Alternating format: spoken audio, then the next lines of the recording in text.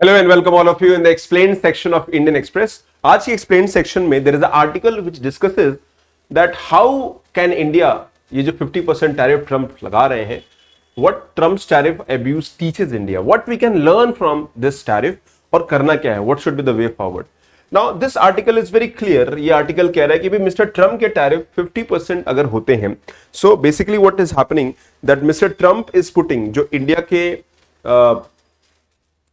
Exports हैं जो US जा रहे हैं उस पर 50% वो टैरिफ लगाएंगे, which means Indian exports like steel, food products, aluminium, इन सारे सामान यूएस में 50% महंगा हो जाएगा. So automatically when the items become costly, तो वहां के यूएस के जो कंज्यूमर्स है they will look for cheap alternative और इंडिया का जो ट्रेड है वो हेविली इंपैक्ट होगा. Now by this he wants to bring under negotiating table and 21 days का विंडो है. Now coming to the GDP, experts का मानना है that GDP growth rate almost 0.5% से कम हो सकती है इफ दिस फ्रूटिफाइज, यानी अगर ये एक्चुअली 50% टैरिफ लग जाता है तो हेविली इंपैक्ट होगा, बिकॉज इंडिया रिटेलिएट नहीं कर रहा है. India is still negotiating with USA, trying to find a way out.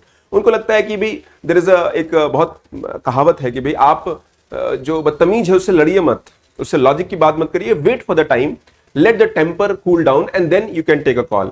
मेरा ये मानना है दैट टिट फॉर टैट भी होना चाहिए. फॉर एग्जाम्पल रिसेंटली इंडिया ने जो अमेरिका से जो आर्म्स परचेज था $3.6 बिलियन की, जो उनके हेलीकॉप्टर्स को या उनके प्लेन्स को परचेज करना था, वो इंडिया ने हॉल्ट कर दिया है. हमारे डिफेंस मिनिस्टर ने भी यूएस की जो विजिट था उसको that has been postponed.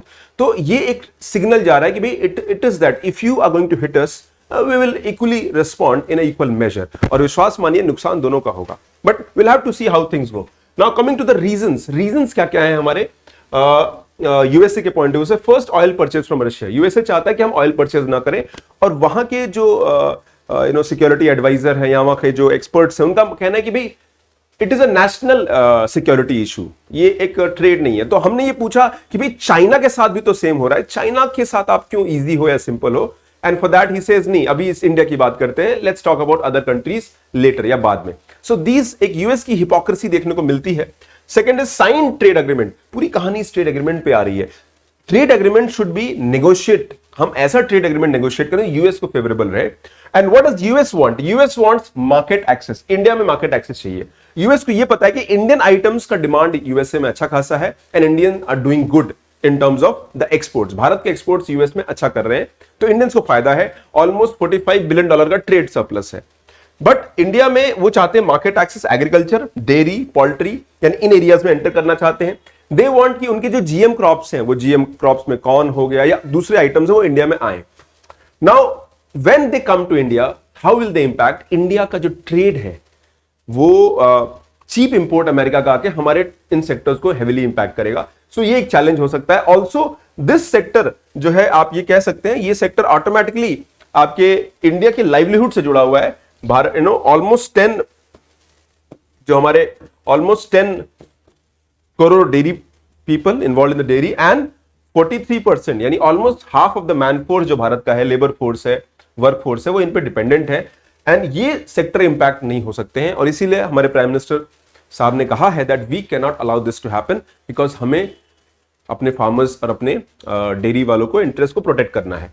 So this is one challenge. Second is reducing import tariff. अब वो चाहते हैं कि टैरिफ कम हो जाए. नाउ टैरिफ लॉजिकल है बिकॉज इंडिया एक डेवलपिंग कंट्री, यूएस एक डेवलप कंट्री है. So developing country can impose high tariff और डेवलप कंट्री कम टैरिफ इंपोज करेगा. और ये world US based rule order US नहीं बनाया था, या उसमें यूएस की भी यस था. Now they want to disrupt everything. Now USA में मिस्टर ट्रम्प का क्या this is only with India? क्या ये भारत के साथ ही एक लौता सौतेला व्यवहार है? Answer is no. यूएस का कहना है कि भी मिस्टर ट्रम्प के रिजीम में कि हमको बैलेंस ट्रेड चाहिए, एक्सपोर्ट इंपोर्ट दोनों बराबर चाहिए. Now that is impossible. कहीं भी एक्सपोर्ट इंपोर्ट बराबर कैसे हो सकता है? नेट सरप्लस या डेफिसिट तो होगा ही, but let's see. Then he believe that, in fact इन्होंने बहुत शुरू में अगर आप देखना हो, कनाडा, ग्रीनलैंड को खरीदने की बात कर रहे थे.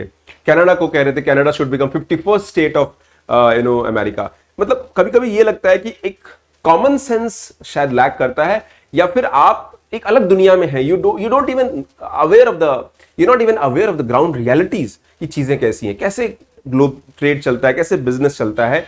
एक तरह से जैसे आप चौधरी हैं पूरे विश्व के और आप जो चाहेंगे कर सकते हैं. बिलीव मी, ऐसा होना संभव नहीं है.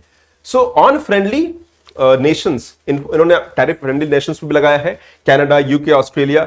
इंटरेस्टिंग बात यह कि यूके और ऑस्ट्रेलिया के साथ यूएस का ट्रेड सरप्लस है, that means it is favourable for USA, उनके ऊपर भी टैरिफ लगाया है। सो अब क्या चाहते हैं दैट अक्रॉस द वर्ल्ड जितनी भी कंट्रीज हैं उनके साथ एक फेवरेबल ट्रेड डील को साइन करे, and that favourable trade deal should help also mister Trump wants that manufacturing should shift to America.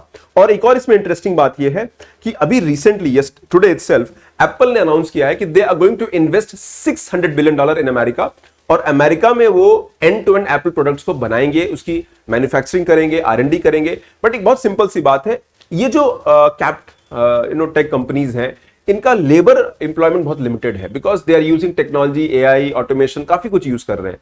तो even if the companies go to America बहुत फायदा नहीं होगा, और चीप लेबर उनको इंडिया में या for that matter China, Vietnam यहां मिल सकता है। So that is the reality we can understand. India retaliate करना चाहिए, answer is yes as well as no.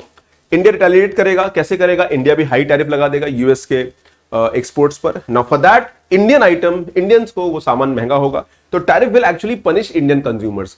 तो एक लॉजिक ये कि आप मत करिए। सेकंड इज, जैसे ही आप टैरिफ लगाएंगे ट्रेड ऑलरेडी वाइडन हो जाएगा। ऑलरेडी ट्रेड वाइडन है, इंडिया का ट्रेड ज्यादा है, यूएस का कम है, इससे ट्रेड यूएस का और कम होगा and trade deficit would widen, और ये प्रॉब्लम और क्रिएट करेगा। हाउएवर रिसेंटली जैसा मैंने कहा, इंडिया ने कह दिया कि भी आर्म्स परचेज यूएस के को होल्ड पर डाल दिया है, और ये फ्यूचर में भी होगा। So these are things that can be understood. Now going forward, तो इंडिया के पास क्या है? इंडिया के पास एक अपॉर्चुनिटी है। There is a very common saying that adversity reveals genius and prosperity conceals it. जब के समय टफ होता है, एडवर्स होता है, तो आप बहुत लर्निंग करते हो। इट इज अ कॉल, एक रेड साइन है, एक रेड सिग्नल है कि आपको रिफॉर्म करना होगा, इनोवेट करना होगा, आउट ऑफ बॉक्स सोचना होगा। Because if India does not innovate, things will be there difficult.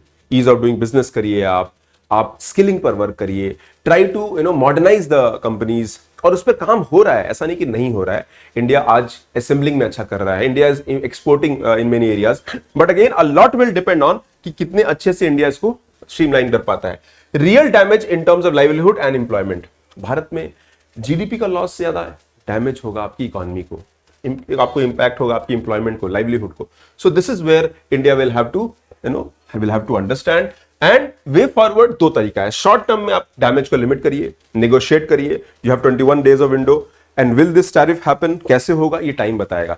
एक लुधियाना में बैठा एक फैक्ट्री गारमेंट मैन्युफैक्चरर जो यूएस से एक्सपोर्ट करता है, उसको लगता है कि शायद हमारा अगर ये टैरिफ लगते हैं that business will go to somebody of manufacturer in Bangladesh, और बिजनेस हमेशा के लिए खत्म हो जाएगा, जो कि सही भी है, चैलेंजिंग तो है। सिमिलरली इंडिया के जो टॉप जैसे स्टील है, एल्यूमिनियम, इसके जो मेजर एक्सपोर्टर्स हैं, उनको भी हैवी हिट हो सकता है।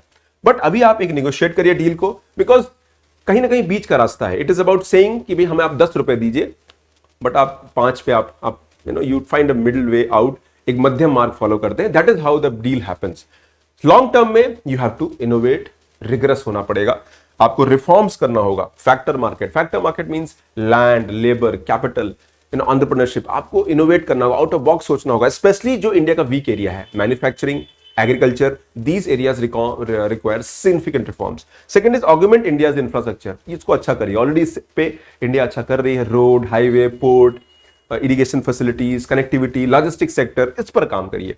ईज ऑफ डूइंग बिजनेस, वो जीएसटी का इंपोजिशन हो या सिंपल रूल्स हो, all these things will matter a lot, and avoid confrontation, ऐसा मानना है। अब यूएसए की बात करते हैं, यूएसए चाइना से कॉन्फ्रंटेशन अवॉइड करता है। क्यों करता है? Because China is the factory of the world, और यूएस की डिपेंडेंसी चाइना में बहुत हैवी है। तो अगर आप उससे लड़ेंगे तो वो भी रेस्पॉन्ड करेगा, एंड चाइना बुली नहीं लगता। अब चाइना को आप बुली नहीं कर सकते, China is a different level all together.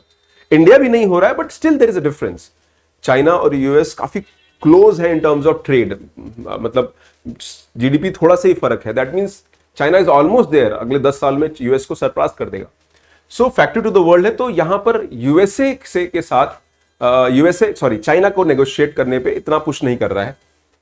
Global trade में स्ट्रेंथ मैटर करता है, चाइना इज स्ट्रांग, इसीलिए आप चाइना को पुश नहीं कर रहे हैं। India should become stronger. एक विकसित भारत, एक strong India is what we need, ताकि अगले 10-20 सालों के अंदर make sure India become so strong that nobody can exploit us anymore.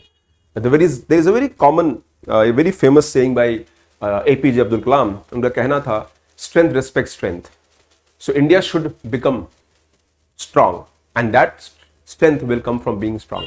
जिस दिन भारत स्ट्रांग होगा, प्रॉब्लम सॉल्व हो जाएगी. Okay, thank you very much. Do like the video, subscribe to the channel and be regular for preparation updates. Take care. Bye.